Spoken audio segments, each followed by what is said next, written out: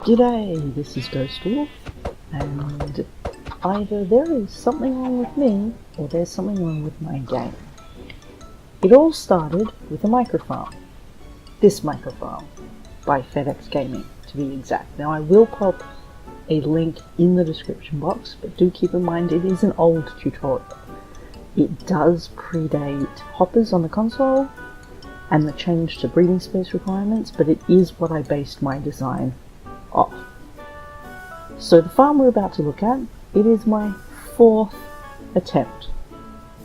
Fourth attempt at making a mini cow farm to get leather. So let's take a look at the farm. So this is the farm, and I've left everything bare so that I can show you how it all works. And to start with, if we hit this button here, we get lava pouring out into our kill cell.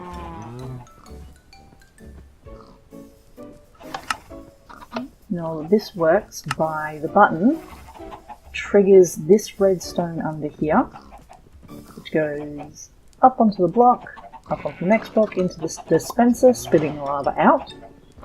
At the same time, the lava is going into these repeaters. So the repeater pushes the signal into this block, which is pulled out by these repeaters and pushed into this block.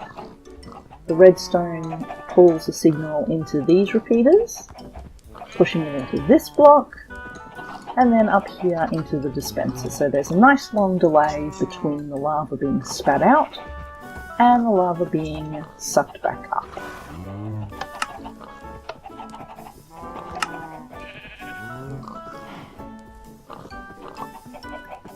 Now the second button, this one up here, is the one that controls the water. Now in theory, the water has two functions, which is to make the cows roll up and down, but also to wash the calves down into the kill cell. So this works by using a repeater to pull the signal out of that block and push it into the block on the other side. And if I just jump up here, you can see that there's redstone on top, which is pulling that signal through into this repeater, which is pushing it into that block. Now, keep that block in mind as we run up the top here. Now that block has redstone on top of it, which runs across onto here, powering the two dispensers. And they are only single trigger because we want the water to stay on until we're ready to turn it off again.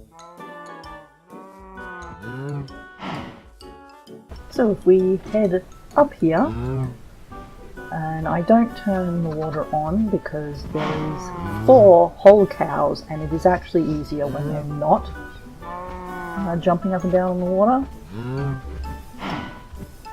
So we breed both of those, well, all 4 of those. And you can see there's already a calf down the bottom. And let's see if we can get that second calf out.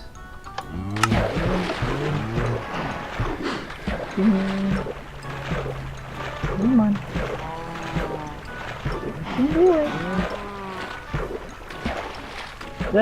Oh, here he goes. And they do get stuck on that side until you turn the water off. But let's wait for these little fellas to grow up, and we'll come back. Eventually. So I did some more breeding, and so now we have the 4 cows in there. And as you can see, having those signs in the kill cell means that the adults will be killed by the lava, but the babies won't.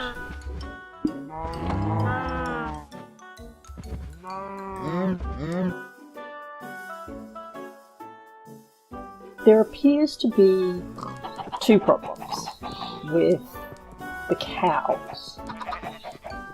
Now if you look in this trench, which became a convenient place to shove all of the pigs and chickens so they wouldn't push me while I was trying to build, I'm just going to kill all of them so we can see how many creatures are down there in that space right now.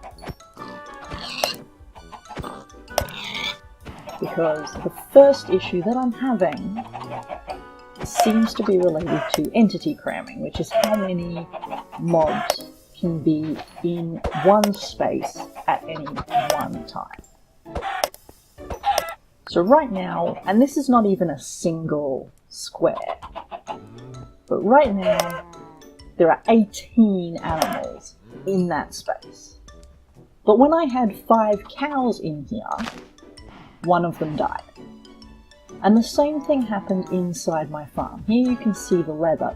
This is a 2x2 space. So there's 1 cow per block. There's no reason why the 5th cow should have died. But it did. And you can see here, I've just washed the drops down. The other issue is that they won't breed.